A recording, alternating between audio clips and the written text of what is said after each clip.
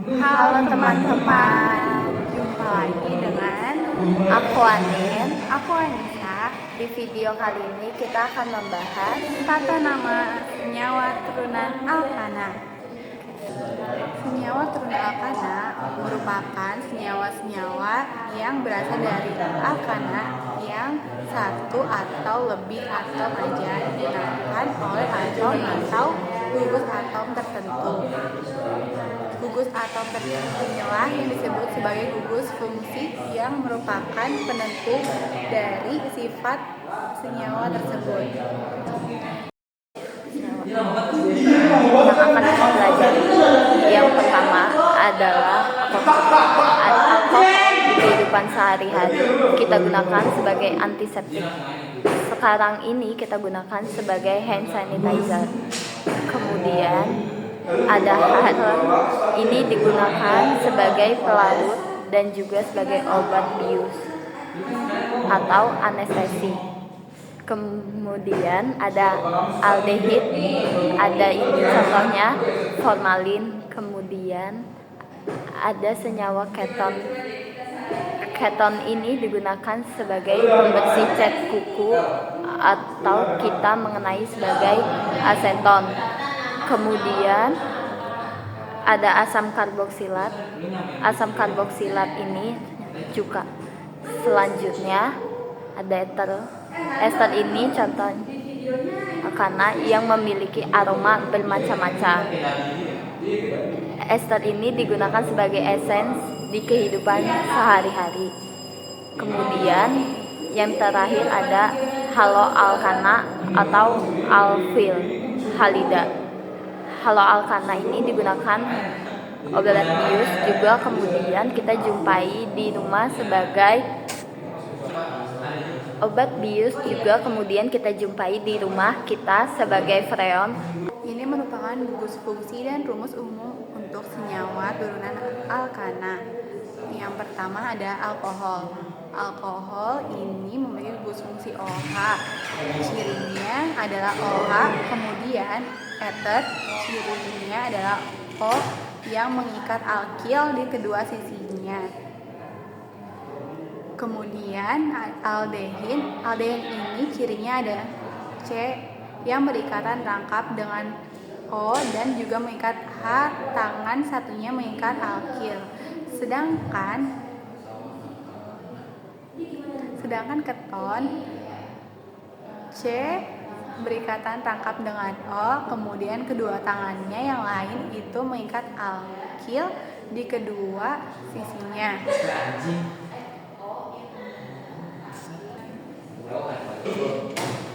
Selanjutnya ada asam karboksilat. C-nya G mengikat O secara lengkap dan juga mengikat pohon, kemudian satu tangan mengikat alkil. Sedangkan ester itu C berikan lengkap dengan O, ikat C-nya mengikat alkil, kemudian berikatan dengan C O secara tunggal. O-nya meningkat alkil yang lain. Sedangkan yang terakhir ada halida atau haloalkana. Alkil yang berikatan dengan salah satu unsur dari golongan 7A atau golongan halogen. Bagaimana kita memberikan nama untuk senyawa turunan alkana? Yang pertama, harus mengidentifikasi gugus fungsinya. Apakah termasuk alkohol, eter, ester, dan lain-lainnya. Setelah itu kita memilih rantai terpanjang atau gugus fungsi harus berada di nomor paling kecil. Yang ketiga, menuliskan nomor dimulai dari salah satu ujung sedemikian hingga posisi gugus fungsi mendapat nomor terkecil. Menuliskan nama dimulai dengan nama cabang kemudian dengan rantai induk. Cabang-cabang sejenis digabungkan dengan awalan tetra. Cabang yang berbeda diurutan sesuai dengan urutan abjad sama seperti yang sudah kita pelajari di kelas 11. Ini merupakan contoh gugus senyawa alkohol karena ada OH-nya. Kemudian kita tentukan rantai utamanya. Rantai terpanjang ada di 7C. kita berikan nomor dari sebelah kanan supaya OH berada di nomor paling kecil. Kemudian kita berikan nama dimulai dari cabang. Ada 2 cabang etil dan metil. Maka etil dituliskan lebih dahulu 5 etil. Cabang metodenya ada 2, maka digabung 4,6 dimetil. Posisi gugus OH di nomor 2, kemudian jumlah rantainya 7. Maka heptana karena dia alkohol jadi heptanol. Berakhiran dengan ol. Kita lihat tata nama untuk turunan alkana yang lainnya. Jika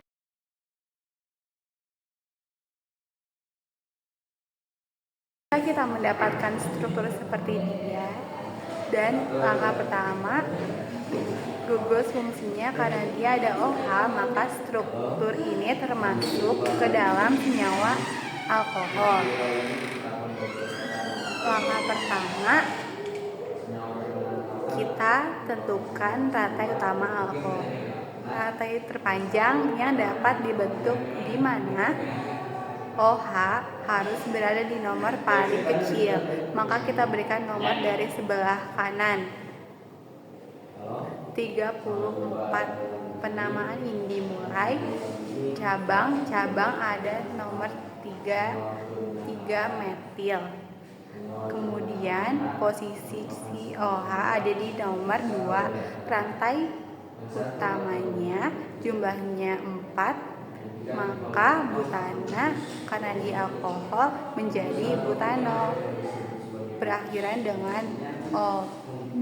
Jika strukturnya seperti ini, kita lihat di sini ada O yang mengikat alkil di kedua sisinya.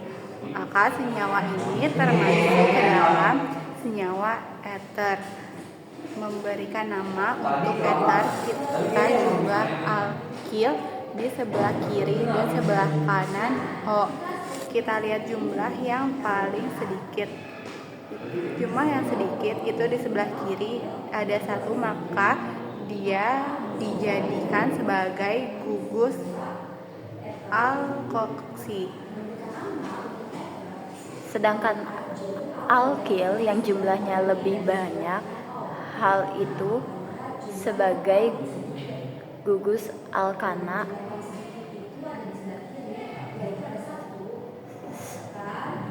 Nah, langkah selanjutnya kita berikan nomor di gugus alkana, sehingga gugus alkohol berada di nomor paling kecil. Kita bisa memberikan nomor dari bawah 1, 2, 3, sehingga namanya adalah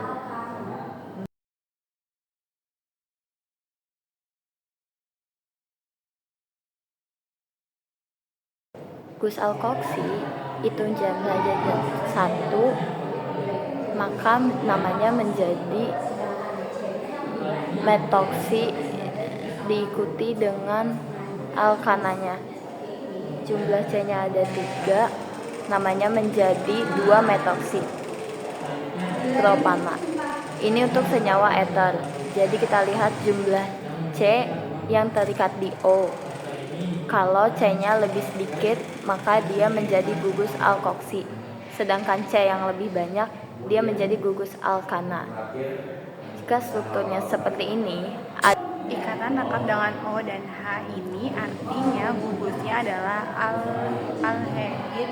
Untuk aldehin, gugus fungsinya atau C yang berperan sebagai gugus fungsi, dia harus masuk sebagai rantai utama dan berada di nomor 1. Sehingga kita berikan nomor dari sebelah kanan 1, 2, 3, 4. Penamaan dimulai dari cabang terlebih dahulu. Di nomor 3 ada metil, kemudian rantai utamanya ada 4 menjadi butana karena dia aldehin, berakhiran dengan menjadi butana. Untuk aldehin, gugus fungsinya C yang mengikat O dan H itu selalu di nomor 1. Struktur mereka ini lihat ada C yang berikatan terangkap dengan O, ikat dengan alde kedua sisinya, maka gugusnya termasuk ke dalam gugus keton C yang mengikat O. Dia harus masuk ke dalam rantai utama dan harus berada di nomor paling kecil. Maka kita nomor yang dari sebelah kiri 1, 2, 3, 4. Penamaan dimulai cabang karena di sini tidak ada cabang, maka langsung posisi gugus fungsi berada dari nomor kedua. Jumlah C-nya adalah 4, maka dia putana karena dia keton berakhiran menjadi O. Menjadi 2 putana. Jika dijumpai struktur seperti ini, ada C berikatan rangkap dengan O, kemudian mereka OH, sudah dipastikan bahwa dia termasuk ke dalam asam karboksilat. Untuk asam karboksilat C yang mengikat OH itu harus di nomor 1 di dalam rantai utama. Maka seperti ini, kita berikan nomor dari gugus fungsinya C. C gugus fungsinya penamaan untuk asam karboksilat itu dimulai dengan kata asam terlebih dahulu, diikuti dengan cabang-cabang berada di nomor 2 metil.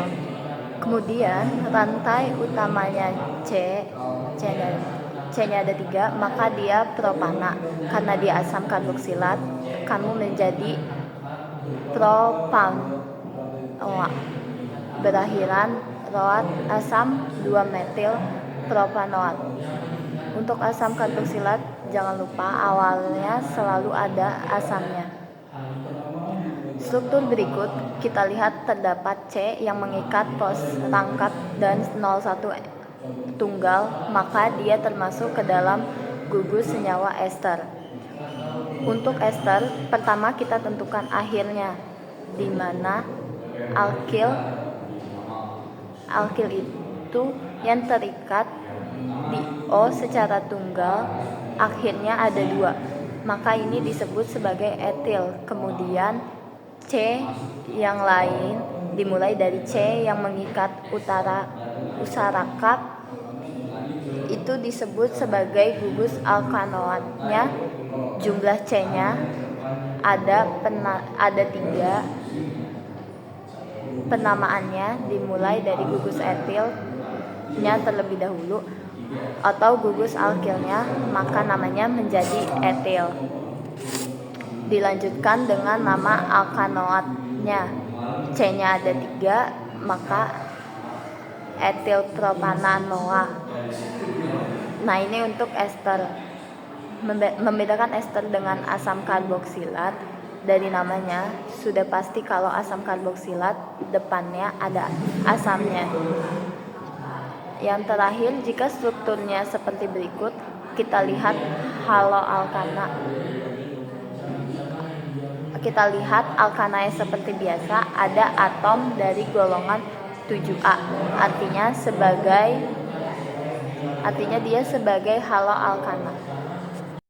Bagaimana kita memberikan nama untuk haloalkana? Pertama, kita buat rantai utamanya terlebih dahulu. Halogen itu sebagai cabang, dia harus berlari nomor paling kecil. Kalau seperti ini, di-upgrade ke nomor 2. Penamaan dimulai dari cabang terlebih dahulu. Ada 2 jenis cabang, dimulai cabang Cl atau metil, maka penamaan dimulai dari kloro terlebih dahulu.